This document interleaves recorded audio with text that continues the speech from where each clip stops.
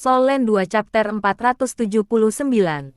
Sama seperti yang dikatakan Silk Delicate Immortal, jika lebih banyak waktu berlalu, dan Big Mao dan Second Mao menjadi cukup kuat, mereka mungkin akan bergerak pada ramuan abadi itu. Ramuan abadi itu adalah jenis-jenis binatang buas, dan tidak mahir dalam pertempuran.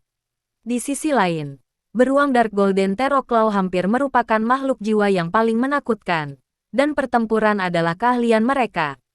Nenek moyang mereka di zaman kuno mungkin adalah individu yang bisa menyamai naga raksasa.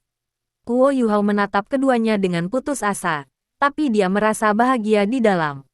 Pertumbuhan Mao besar dan Mao kedua tidak diragukan lagi menambah banyak kekuatan bagi Sekte Tang sekali lagi. Wah, ini terasa sangat enak, sangat enak. Kakek, aku tidak ingin pergi.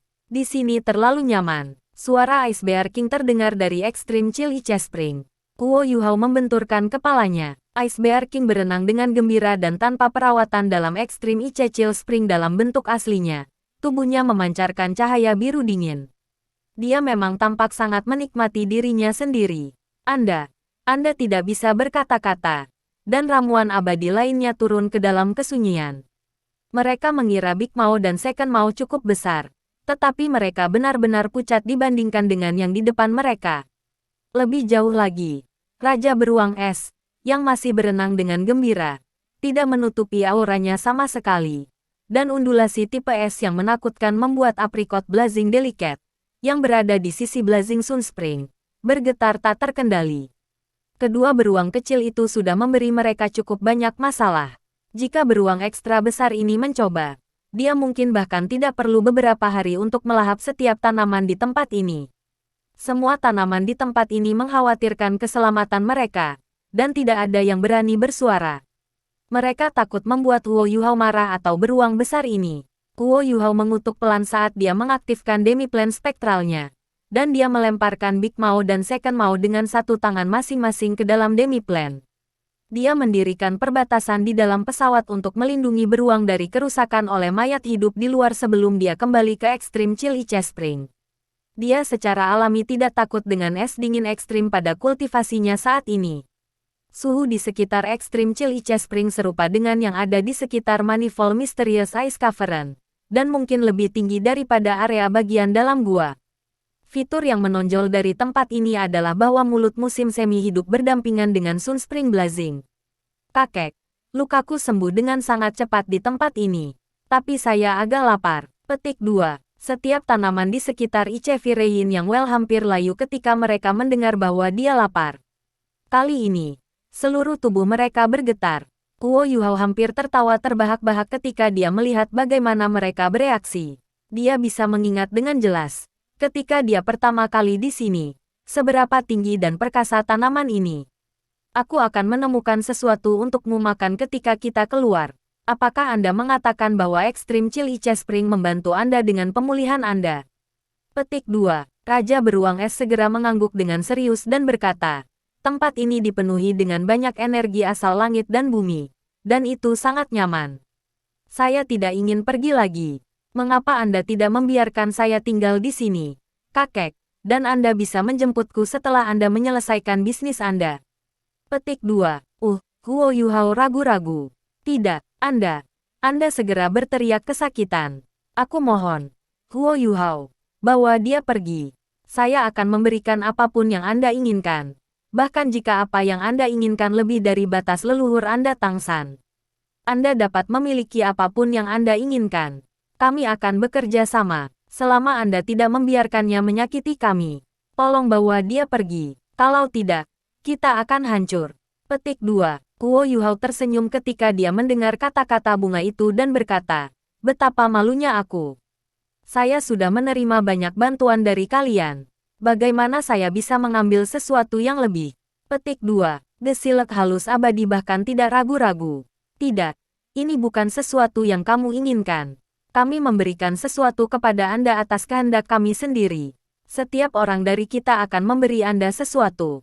Selain Kaisar Blue Silver yang tidak bisa kami lakukan, hal-hal yang dapat kami berikan kepada Anda harus cukup bagi Anda untuk menyelesaikan banyak hal. Saya hanya berharap Anda akan segera pergi setelah mengambil barang-barang itu. Petik 2. Delicate Silk Immortal menggelengkan kepalanya dengan lembut saat berbicara. Dan pil Immortal Sutra halus yang pernah dilihat Huo Yuhao sebelumnya terbang keluar. Pil merah muda itu memancarkan aroma memikat saat melayang ke arah Huo Yuhao. Huo Yuhao menangkapnya tanpa sadar. Pil itu suam-suam kuku dan bersinar dengan warna merah muda di tangannya. Aroma lembutnya memberinya perasaan yang sangat menyegarkan dan nyaman. Anda sedikit depresi. Apakah itu cukup? Aku akan mengambil beruang itu tanpa meminta apapun dari kalian.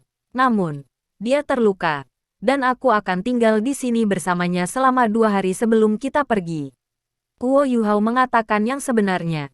Meskipun herbal dan tanaman abadi di sini telah memusuhi dia sebelumnya, dia memang mendapatkan banyak bantuan dari tempat ini. Dia tidak menyimpan dendam atau kebencian sama sekali terhadap tanaman ini. Selanjutnya, leluhurnya Tang San telah meninggalkan tempat ini. Bagaimana dia bisa membiarkan Raja Beruang Es menyebabkan kehancuran di sini? Tapi kamu tidak merasa seperti itu. Bunga itu langsung mengira Huo Yuhao menjadi sarkastik ketika mendengar kata-katanya, dan segera menggunakan bahasa tanaman untuk berkomunikasi dengan tanaman lain. Tidak butuh waktu lama sebelum tumpukan semua jenis barang bagus yang dihasilkan tanaman abadi muncul di depan Huo Yuhao. Misalnya, Blazing Delicate Apricots Blazing Rubber ada di tumpukan itu. Aprikot halus berkobar jelas takut Huo Yuhao menaruh dendam padanya, dan mengeluarkan hampir setiap bit dari karet yang menyala-nyala. Pabrik lain memberikan kontribusi sendiri, dan hampir semuanya adalah yang terbaik yang bisa mereka hasilkan. Huo Yuhao benar-benar terkejut. Dia tidak berharap bahwa kehancuran yang telah dilakukan oleh Big Mao dan Second Mao akan mengarah pada sesuatu seperti ini. Dia tidak berniat mengambil apapun dari tanaman itu. Tetapi jika tanaman itu begitu murah hati dan memberikan segalanya dengan kehendak sendiri, dia akan melakukan kesalahan sendiri dengan tidak menerima hadiah mereka. Maka, Huo Yuhao bertindak sesuai dengan berbagai catatan di dalam kitab suci racun yang ditinggalkan Tang San, dan ia menggunakan berbagai metode untuk menyimpan semua barang dan esensi yang benar-benar berharga ini. Tidak ada beban pada hati nuraninya. Lagi pula, dia tidak merusak tanaman di sini. Esensi sangat berharga, tetapi banyak tanaman dengan lebih dari 100.000 tahun budidaya di sekitar Ichevirehin yang well tidak akan butuh waktu lama untuk pulih setelah budidaya untuk jangka waktu tertentu. Anda, dan yang lainnya paling takut kalau Huo Yuhao akan menghancurkan segalanya di sini untuk mendapatkan apa yang diinginkannya. Tentu saja, Huo Yuhao mengerti bahwa banyak dari tanaman ini takut pada Ratu Salju dan Raja Beruang Es, yang dengan senang hati berenang di air. Kekuatan pribadinya sendiri tidak cukup untuk mengancam tanaman ini. Huo Yuhao dengan tulus mengungkapkan rasa terima kasihnya kepada hadiah dermawan herbal yang abadi, dan tanaman tampak bersemangat saat dia menarik Raja Beruang Es. Raja Beruang Es memang pulih jauh lebih cepat di tempat ini, tetapi tanaman tidak dijamin sama sekali. Huo Yuhao telah mengambil hadiah dari mereka, dan dia akan malu jika dia tinggal lebih lama lagi. Raja Beruang Es tidak perlu terlalu lama untuk pulih di luar. Huo Yuhao masih ingin tertawa terbahak-bahak saat dia meninggalkan hutan penataan matahari.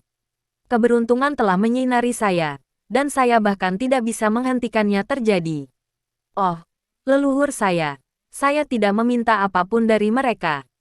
Mereka ingin memberikan segalanya kepada saya atas kehendak mereka sendiri. Huo Yuhao menyentuh wajahnya dan berpikir, apakah saya sedikit tidak tahu malu? Namun, esensi dan harta yang berharga itu tidak berguna jika tetap berada di tempat itu. Di tangan saya, setidaknya saya bisa menyelamatkan dan membantu orang. Huo Yuhao yakin bahwa dengan pil abadi sutra halus, bahkan jika dia tidak bisa sepenuhnya menyembuhkan Tang Ya, dia masih bisa menekan kekuatan jiwa jahat di dalam tubuhnya sampai batas tertentu. Saatnya mengunjungi Heavendow City untuk melihatnya. Secercah cahaya dingin berkedip di bawah mata Huo Yuhao. Kekaisaran Sun Moon, dan Gereja Roh Kudus, tidak peduli apa, saya tidak akan membiarkan rencana Anda berhasil. Tanda pisah, tanda pisah, tanda pisah, tanda pisah. Perjalanan dari setting Sun Forest ke Heavendow City tidak jauh, tapi dia ekstra hati-hati. Dia mendarat 50 km dari kota Heavendow, dan berganti pakaian biasa yang dikenakan warga normal. Dia juga menggunakan imitasi untuk menyesuaikan penampilan dan fitur wajahnya sebelum dia pergi ke kota Heavendow. Adapun Raja Beruang Es, Penampilannya tidak dikenal di tempat pertama. Meskipun dia sedikit lebih gemuk dari yang seharusnya, dia hanya sedikit berlemak jika dia sengaja menyembunyikan auranya. Mereka tiba di luar tembok kota Heavendoe City di malam hari. Senja jatuh di atas kota saat cahaya matahari terbenam merayap di cakrawala. Awan merah menyala yang dilihat dari luar kota tampak menyelimuti seluruh kota dalam lapisan warna kemerahan keemasan, dan semuanya memesona dan indah. Guo Yuhao dan Raja Beruang Es berbaris di gerbang, dan pergi melalui pemeriksaan. Dari mana Anda berasal? Dan apa bisnis Anda di kota Heavendoe? Ada tim yang terdiri dari 50 tentara di gerbang. 20 bertanggung jawab menjaga gerbang. Sementara 30 lainnya bertanggung jawab atas interogasi dan inspeksi. Guo Yuhao memiliki gudang besar alasan dan yang lainnya, dan menemukan nama untuk dirinya sendiri dan Raja Beruang Es ketika mereka menyelinap melalui gerbang. Para prajurit Kekaisaran Sun Moon tidak sengaja menyebabkan masalah bagi mereka. Mereka memegang detektor kekuatan jiwa di tangan mereka, dan mereka bisa tahu apakah seseorang adalah seorang guru jiwa dengan menyapu individu itu. Jika seseorang bukan seorang guru jiwa, hanya mengajukan beberapa pertanyaan sudah cukup sebelum tentara membiarkan orang itu lewat. Detektor kekuatan jiwa berguna melawan tuan jiwa biasa, tetapi mereka benar-benar tidak berguna melawan seseorang seperti Guo Yuhao, yang mahir menyembunyikan dirinya. Adapun Raja Beruang Es, kemampuannya untuk menyembunyikan dirinya mungkin bahkan lebih kuat dari milik Guo Yuhao, dan dia lebih langsung. Raja Beruang Es menarik kekuatan jiwanya ke dalam inti jiwanya, dan lapisan lemak tebal di tubuhnya memutuskan segala bentuk gelombang yang dapat dibaca oleh pendeteksi kekuatan jiwa. Heavendoe City masih ramai dan berkembang.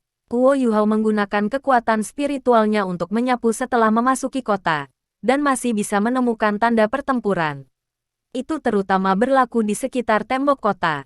Terbukti, kedua pihak telah mengalami pertempuran epik ketika Sun Moon Empire menyerbu Heavendoe City. Heavendoe City adalah tempat asal sekte Tang. Guo Yuhao tidak bisa membantu tetapi mengepalkan tangannya dengan erat. Jangan khawatir, Guru Xiaoya. Saya akan membantu Anda mengambil kembali tempat asal kami di masa depan, apapun yang terjadi.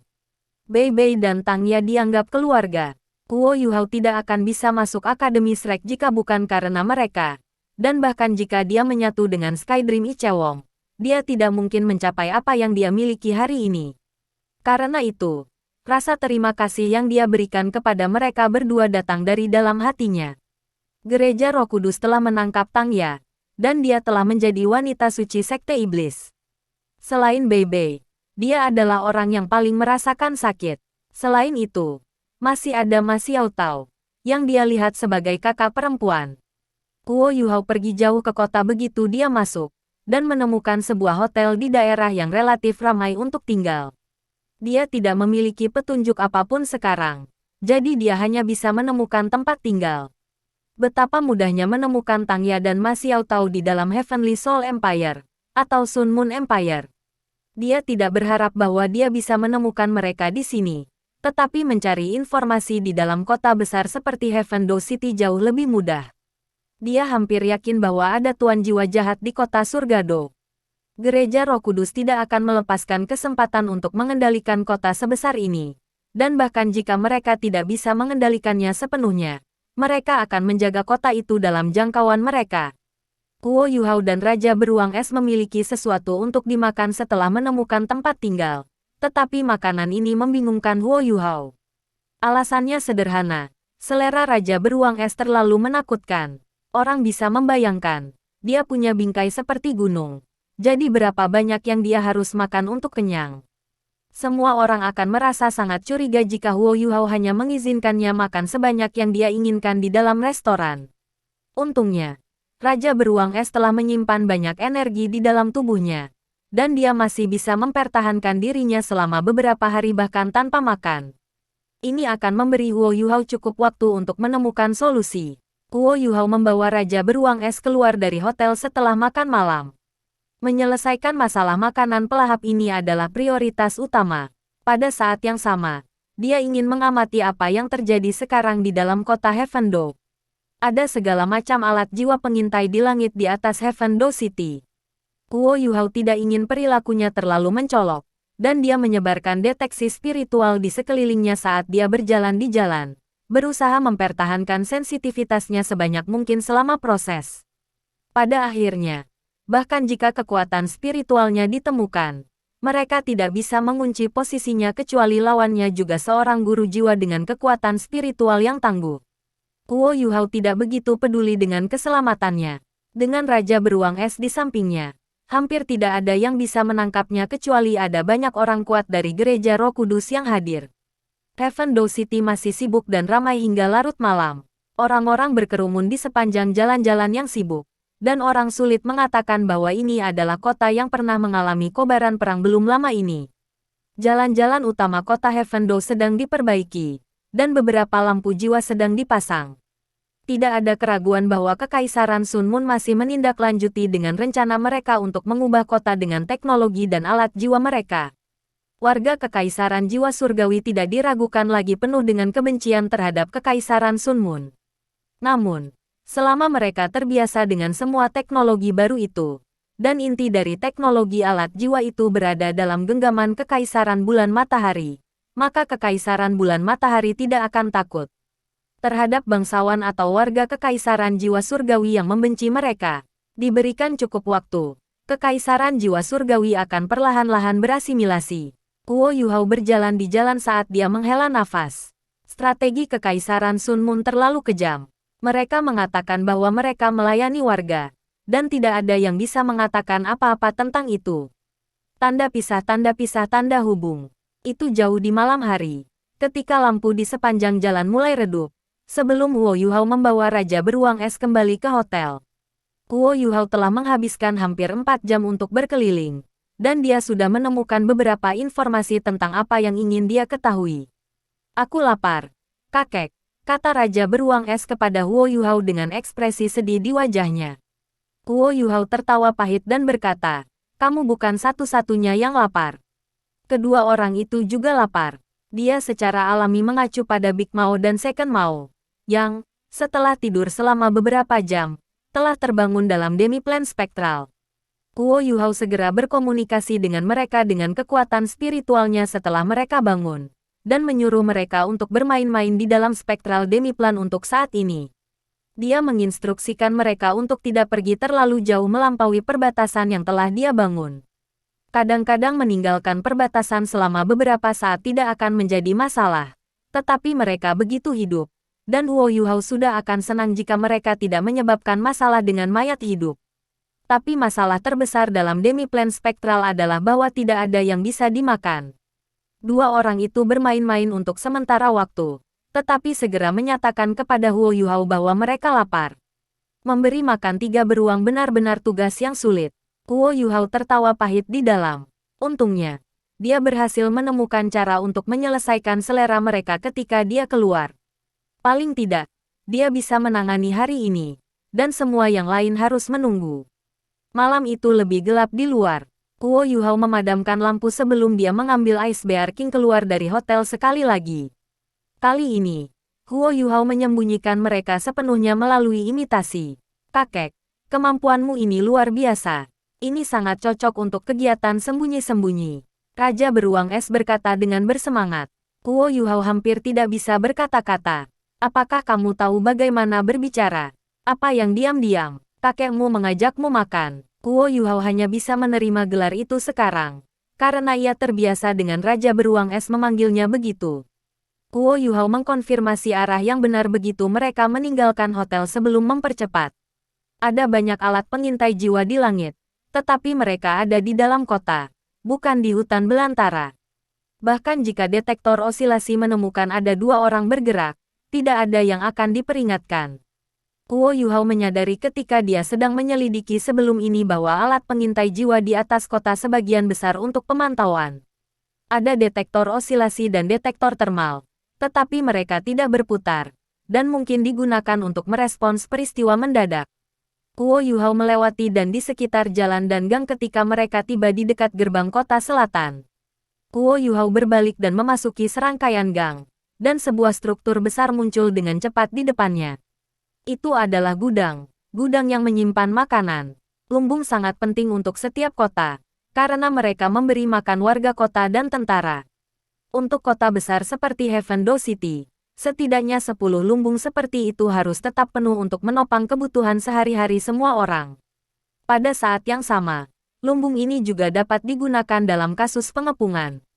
Hanya lumbung yang bisa memuaskan Raja Beruang Es, mau besar, dan mau kedua. Guo Yuhao tidak peduli dengan apakah makanannya enak atau tidak. Lumbung dijaga dengan sangat ketat. Orang-orang yang bermaksud menyebabkan kehancuran biasanya akan mulai dengan membakar lumbung.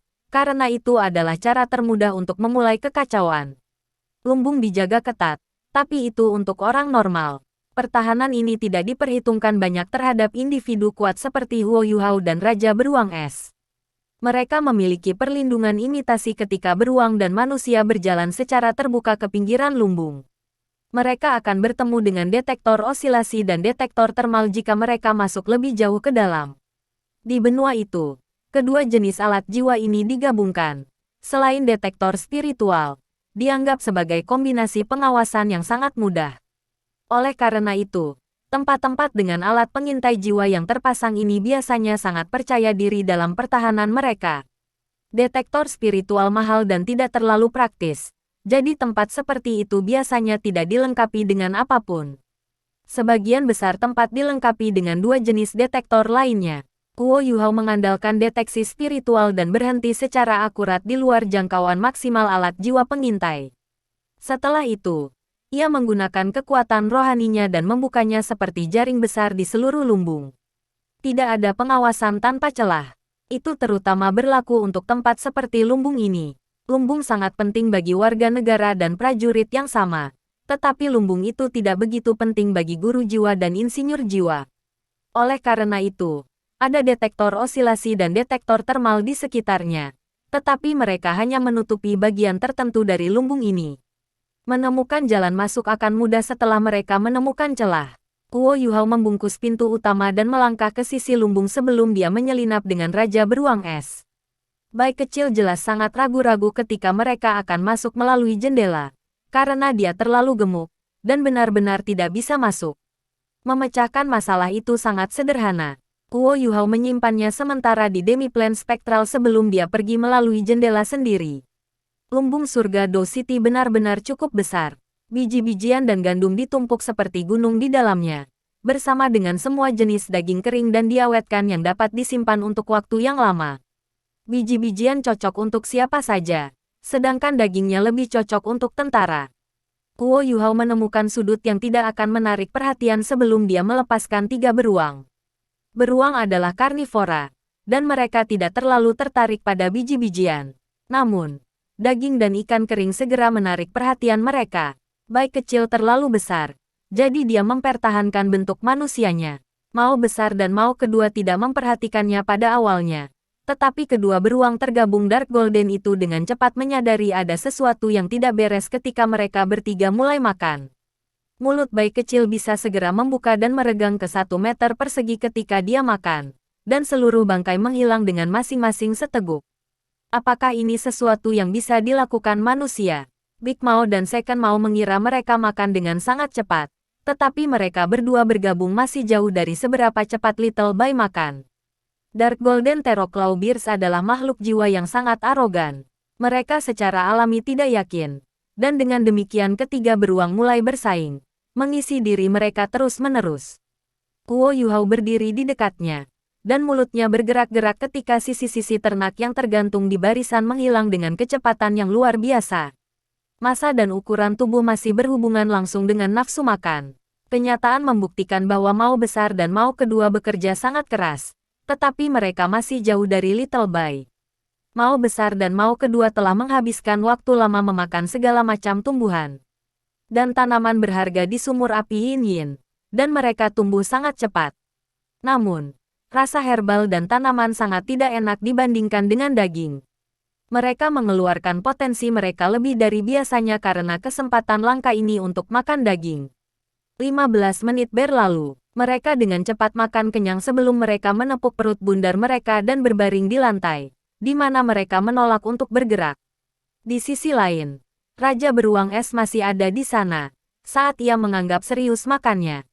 Satu mulut penuh, dan satu sisi daging tergantung demi satu menghilang. Selain itu, dilihat dari penampilannya, dia bahkan tidak mengunyah makanannya. Bayi kecil memiliki waktu dalam hidupnya. Extreme North selalu memiliki kelangkaan makanan. Tidak peduli seberapa damai jiwa binatang itu ada, konflik masih tak terhindarkan dari waktu ke waktu. Konflik seperti itu biasanya terjadi karena kebutuhan makan. Seseorang di tingkat Ice Bear King secara alami tidak perlu khawatir tentang makan. Namun, dia sudah lama sakit dan lelah makan hal yang sama setiap hari. Ini adalah pertama kalinya di dunia manusia. Keramaian dan hiruk-pikuk dunia manusia sudah menggerakkannya. Dan daging dan ikan kering yang dibuat manusia sangat lezat. Bagaimana dia bisa menahan diri? 1 jam berlalu sebelum Raja Beruang Es mengisi perutnya. Lebih dari sepertiga daging di dalam lumbung telah menghilang. Guo Yuhao hanya bergerak pada saat ini, dan menggunakan alat penyimpanan jiwa ekstra besar untuk menyimpan sisa daging kering. Dia bisa memberi makan beruang-beruang ini selama 2 atau 3 kali makan dengan itu. Memberi makan beruang benar-benar tugas yang sulit. Mereka sudah kenyang, dan Guo Yuhao mengirim ketiga beruang ke demiplan spektralnya untuk beristirahat. Kali ini, dia bahkan tidak membuat batas. Dengan Raja Beruang Es di sekitarnya, auranya sendiri akan menangkal sebagian besar makhluk mayat hidup. Bayi kecil berubah kembali ke tubuh aslinya setelah mereka memasuki demiplan spektral. Big Mao dan Second Mao langsung terdiam. Tidak lagi bertanya-tanya mengapa Little Bai bisa makan begitu banyak. Mereka semua beruang. Dan sementara garis keturunan beruang Dark Golden Terrorclaw dianggap lebih unggul daripada beruang es, Raja Beruang Es jauh lebih tua daripada mereka. Dia sekuat binatang buas. Oleh karena itu, 2 beruang kecil secara alami menjadi saudara kecil bagi beruang besar. Raja Beruang Es menyukai 2 beruang kecil ini. Dia memiliki saudara laki-laki kecil yang tak terhitung jumlahnya di Extreme North. Dan sekarang setelah dia akhirnya memiliki saudara lelaki kecil untuk diperintah setelah dia pergi ke sana, bagaimana mungkin dia tidak bahagia? Guo Yuhao tidak peduli tentang bagaimana ketiga beruang itu bermain-main di dalam demiplan spektralnya ketika ia menyelinap keluar dari lumbung dan kembali ke pusat kota. Tanda pisah tanda hubung. Guo Yuhao harus menemukan beberapa penguasa jiwa jahat jika dia ingin mendapatkan informasi tentang Gereja Roh Kudus. Dia menyadari ketika dia mengintai sebelumnya bahwa banyak guru jiwa berada di dalam istana kerajaan Heaven Door City, yang awalnya milik kerajaan jiwa surgawi. Ada beberapa dengan kekuatan jiwa yang tangguh di antara mereka. Guo Yuhao berhenti ketika dia mendekati istana kerajaan, dan berbelok ke jalan yang relatif lebih gelap di samping. Dia berbelok beberapa sudut lagi, dan kemudian menghilang ke sudut gelap. Guo Yuhao tidak berusaha memasuki istana kerajaan secara langsung. Ada banyak orang kuat di sini, dan pertahanan istana tidak diragukan lagi yang paling ketat. Dia kemungkinan akan mengalami beberapa hambatan spiritual jika dia masuk terlalu terburu-buru. Jika dia ditemukan, dia tidak bisa memastikan apakah ada penguasa jiwa yang kuat yang mahir dengan kekuatan spiritual. Guo Yuhao memusatkan kekuatan spiritualnya dan menyalurkan kekuatan jiwa es tertinggi untuk menyesuaikan suhu tubuhnya. Suhu tubuhnya dengan cepat menjadi satu dengan udara di sekitarnya. Dan dia menyipit sedikit ketika dia menggunakan deteksi spiritual di istana kerajaan sekali lagi. Kali ini, ia sepenuhnya dirahasiakan dengan imitasi. Guo Yuhao memiliki banyak keterampilan jiwa ofensif yang tangguh, baik menggunakan Ultimate Ice atau kekuatan spiritualnya. Namun, ia hanya memiliki satu keterampilan ilahi sejati dalam gudang senjatanya, dan itu adalah peniruan. Imitasi memungkinkan dia untuk menyembunyikan dirinya. Dan dia bahkan bisa mengubah penampilannya. Dengan dukungan dari kekuatan rohaninya yang hebat, ia dapat menyusun taktik pertempuran yang sepenuhnya tidak dapat diprediksi dan bisa berubah. Imitasi Guo Yuhao dan pemindahan Xuan Wu Susanshi keduanya bisa dikatakan sebagai keterampilan ilahi yang melengkapi jiwa bela diri mereka. Keterampilan jiwa Guo Yuhao lainnya adalah penting, tetapi mereka relatif kurang penting daripada imitasi. Karena keterampilan jiwanya yang lain dapat diduplikasi oleh keterampilan jiwa lainnya. Kekuatan spiritual Guo Yuhao memasuki istana kerajaan sekali lagi, dan dia dengan cepat mengunci sebuah danau kecil di dekatnya. Danau ini tidak diragukan lagi merupakan buatan manusia. Airnya begitu jernih sehingga bagian dasarnya dapat terlihat. Itu tidak terlalu dalam. tidak lebih dari 1 meter. Dan ada banyak bunga dan tanaman eksotis yang tumbuh di sekitar tepi danau. Itu seperti taman di dalam istana. Sudut yang gelap dan teduh tempat Huo Yuhao memilih untuk bersembunyi bukanlah pilihan biasa. Dia datang ke tempat ini karena dia sedang mengamati danau ini sebelumnya. Ada tentara yang berpatroli di istana kerajaan. Tetapi kemungkinan mereka akan memasuki sudut terpencil ini jauh lebih rendah. Lagi pula, ada banyak alat jiwa yang memantau daerah ini. Dan patroli ditargetkan pada titik-titik buta dan daerah yang paling penting. Ini tempatnya. Huo Yuhao mengaktifkan Eye of Destiny. Dan memperkuat deteksi spiritualnya sekali lagi. Dia menyesuaikan indranya dengan kondisi paling sensitif saat dia mengamati semua yang terjadi di sekitar tepi danau. Hanya ketika dia memastikan bahwa tidak ada yang salah di tepi danau, dia melompati tembok dan memasuki istana kerajaan. Dinding istana kerajaan hampir sepenuhnya tertutupi oleh detektor osilasi dan detektor termal. Huo Yuhao memilih untuk masuk tepat setelah detektor osilasi menyapu. Detektor osilasi ini diputar secara horizontal, dan Huo Yuhao hanya bisa menemukan ritme mereka dengan deteksi spiritual. Dia memanfaatkan ritme ini dengan sempurna pada saat ini. Menggunakan jendela waktu singkat itu setelah dia melompati dinding. Dia berlari dan tiba di tepi danau dengan beberapa pasang surut sebelum dia diam-diam merendam dirinya di air danau. Tidak ada alat pengintai yang menargetkan air, yang berarti dia benar-benar aman di sana. Selanjutnya, Huo Yuhao bisa melakukan banyak hal di bawah air. Huo Yuhao menahan napas saat ia tenggelam ke danau yang dangkal. Airnya tidak dalam, dan jika belum gelap, dia bisa dengan mudah ditemukan di dalam air yang jernih. Tetapi menemukan dia di bawah naungan kegelapan itu terlalu sulit. Mata Huo Yuhao bersinar dengan warna biru pucat setelah memasuki air, dan suhu di sekitarnya dengan cepat mulai menurun. Luas permukaan danau kecil ini sekitar 500 meter persegi, dan dianggap sangat indah. Di bawah kendali Huo Yuhao, dasar air danau mulai berubah menjadi es. Dalam suhu rendah normal, es pasti akan mulai terbentuk dari permukaan sebelum menyebar ke bawah. Itu karena es memiliki kepadatan yang lebih rendah, dan dengan demikian akan muncul di permukaan air. Namun, es mulai menyebar dari dasar danau di bawah kendali Huo Yuhao. Selanjutnya, es diamankan ke danau, menyebabkan suhu rendah menyebar dari bawah ke atas. Lapisan es tebal muncul setelah beberapa waktu, dan es berhenti membentuk sekitar 10 cm dari permukaan. Tubuh Huo Yuhao muncul dari permukaan, dan dia diam-diam menyembunyikan dirinya di sudut yang tidak akan dipindai oleh alat jiwa pengintai. Dari luar, danau itu masih penuh air, dan permukaan airnya masih sangat tenang. Tetapi siapapun yang melompat ke danau akan menyadari bahwa air hanya sedalam 10 cm, dan semua yang ada di bawahnya adalah es padat. Hanya Huo Yuhao yang bisa mencapai tingkat kontrol ini. Selain itu, ia berhasil memvariasikan suhu es padat di berbagai daerah. Jelas sesuatu yang tidak bisa dicapai oleh orang normal. Jika suhu di atas es terlalu rendah, maka 10 cm tepat di bawah permukaan air akan dengan cepat berubah menjadi es juga.